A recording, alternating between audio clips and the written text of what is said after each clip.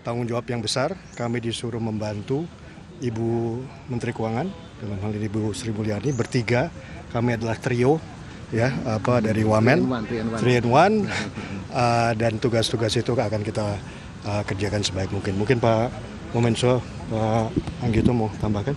Berarti posisinya Wamenkyu ya? Wamenkyu berarti ada 3, Pak.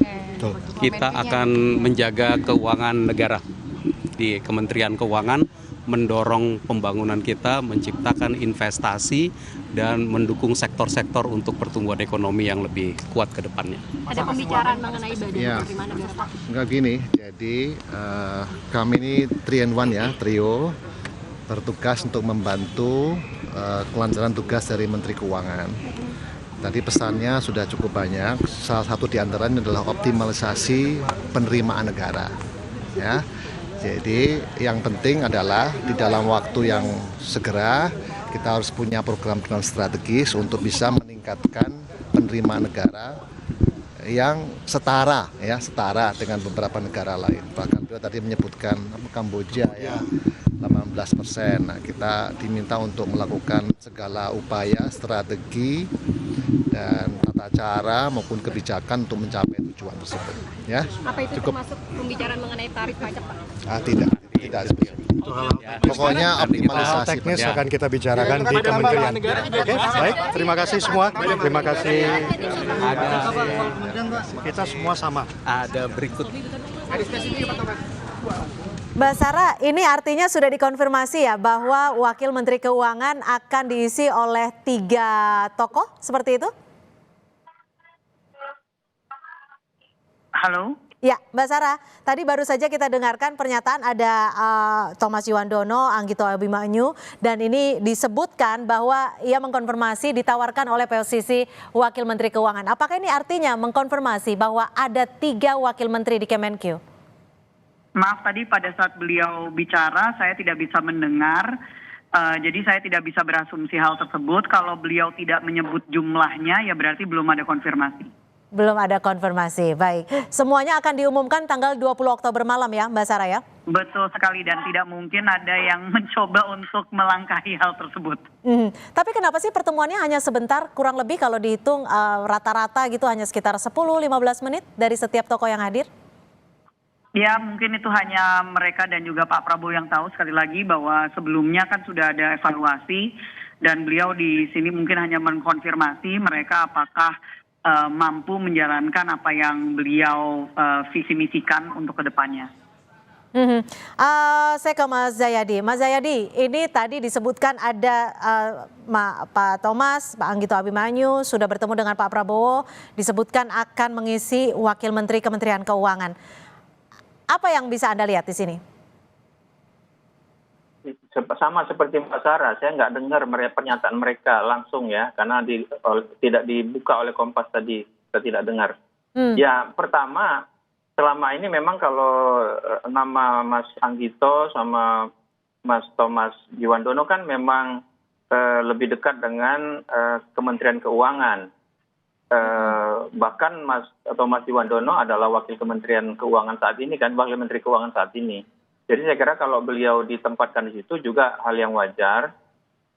Selain itu juga Menteri Keuangannya kan profesional non partai. Jadi kalau ada Mas Thomas Yuwandono di situ yang sudah lama dekat dengan Pak Prabowo dan bagian dari tim Pak Prabowo selama ini, itu kan akan menjadi jembatan untuk menguatkan koordinasi secara administrasi dan terutama politik antara Ibu Sri Mulyani sebagai Menteri Keuangan dengan Pak Prabowo kan gitu. Karena Kementerian Keuangan ini salah satu kementerian sangat-sangat strategis kan dan sangat menentukan.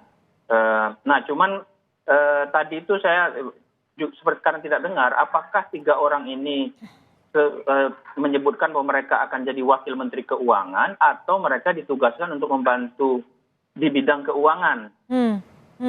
Kan kita juga pernah mendengar ada kemungkinan pembentukan badan baru kan, yaitu Badan Penerimaan Negara atau apalah namanya seperti itu. Ya. Dan mungkin saja salah satu di antara 3 orang itu kan ditempatkan di sana, kecuali kalau memang sudah disebut bahwa mereka Wamenkeu gitu. Nah kalau kita melihat banyaknya calon-calon menteri dan wakil menteri serta kepala badan yang dipanggil, itu sudah cukup jelas bagi kita bahwa jumlah atau besaran strukturnya akan lebih banyak. Ya, tidak lagi 34 seperti yang lalu. Nah, kalau jumlahnya lebih banyak, itu berarti kan ada sejumlah kementerian yang kemungkinan besar akan dipisah kan, atau dibentuk menjadi beberapa bagian. Entah itu salah satu jadi badan, entah kemudian dijadikan beberapa kementerian dan sebagainya. Misalnya itu ya satu ya. Kalau Kementerian Keuangan kita pernah mendengar akan ada badan baru namanya Badan Penerimaan Negara. Itu berarti kan akan mengubah struktur di Kementerian Keuangan. Karena Badan Penerimaan Negara itu kan terkait dengan Direktorat Jenderal Pajak, ya kan? Kemudian Direktorat Jenderal Bea dan Cukai, dan sejumlah bagian Kementerian Keuangan lainnya yang selama ini berada menjadi bagian dari Kementerian Keuangan. Ya. Ditahan dulu Mas Jayadi, kita akan simak pernyataan terbaru dari tokoh yang hadir di Kertanegara. Nanti diumumkan secara resmi. Dikit-dikit Pak. Soal apa aja tadi di dalam? Pengarahannya secara umum ya, yang penting kita harus maksimum dan teman-teman minta tolong supaya ke depan kita bangun Indonesia yang lebih baik tanpa hoaks, tanpa potongan-potongan yang membuat suasana kita semakin nggak enak. Intinya yuk saya mohon dukungan dan doa, mari kita tengok ke depan saja, yang belakang lalu ke depan. Ini bertiga sepaket ya Pak.